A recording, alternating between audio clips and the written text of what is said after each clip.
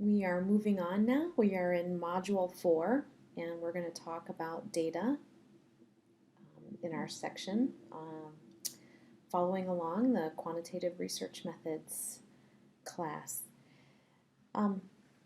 This is going to be broken up into two parts for the data. We're going to talk a little bit about data, what it is, and then we're also going to do a little introduction to data files in SPSS.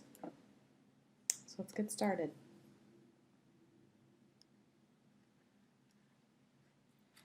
These are our main objectives for today's lesson, and we're going to look at data analysis. We're moving on now a little bit out of the methodology section and our components of the research process and into the data analysis. We're going to talk about that a little bit, then we're going to go back.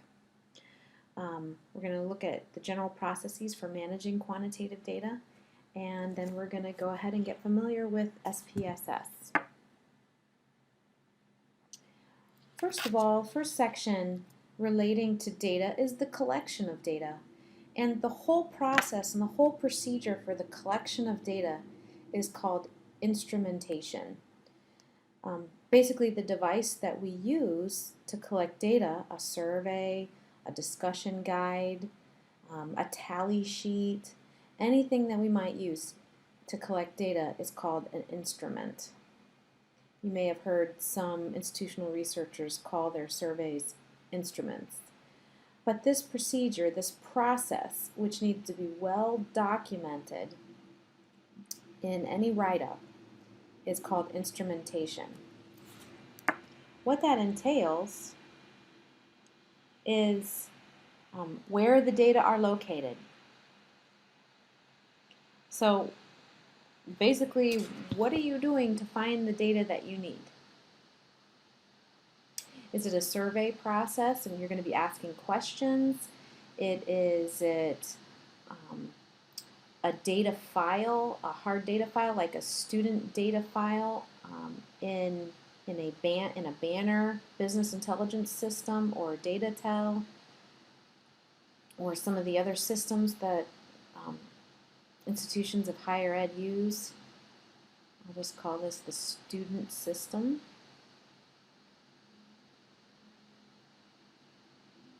Where they are located.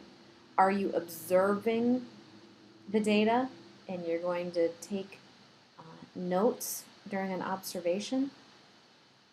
Another thing to consider is when the data will be collected, what time of the year, the day, how often will data be collected. How? Will you be writing things down? Will you be having people fill in bubble sheets? And then who? Who will be collecting the data? All these questions need to be answered in the instrumentation section of the research process in any journal that you might, or any journal article you might write, or even in your dissertation. There are different types of data, as you have been learning, and data are plural. It's a plural noun. Data is a plural noun, and so typically we say data are. What are data? They're essentially a kind of information, and they can be both numerical, quantitative, and they can be qualitative, which you learned in a previous research methods class. Qualitative data are typically text, words. Quantitative data are typically numbers, as the name suggests. David McCandless says data can be beautiful, and this is a TED talk. You've heard of TED. TED stands for Technology, Entertainment, and Design, and the whole concept is experts talking in their field for about only 20 minutes. And this is a TED Talk, which I will post the link in Ferris Connect for you to see. David McCandless is a designer. He's also a writer.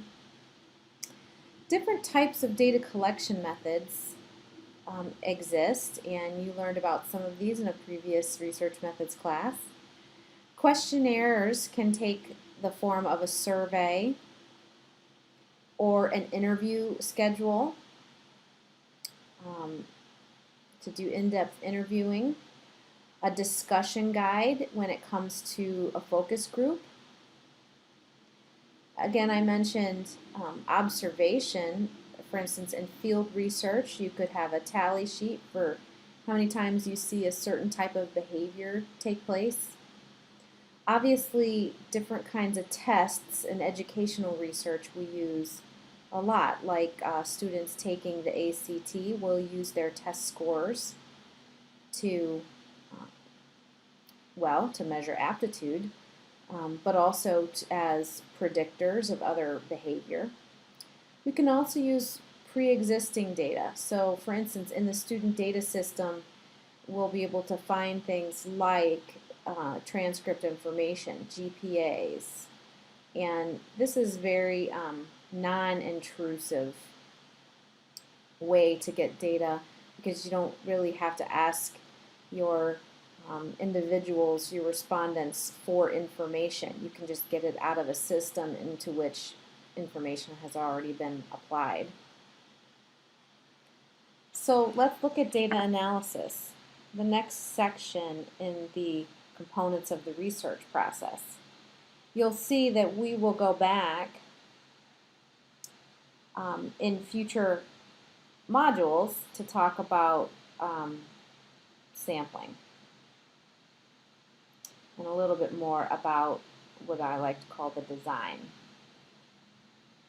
But for the moment, we're going to just touch the surface in this data analysis section. Once you get your data, which is in the instrumentation, once you collect it, what are you going to do with it? And that's where data analysis comes in. By the time you get your data, most of the really difficult work has already been done.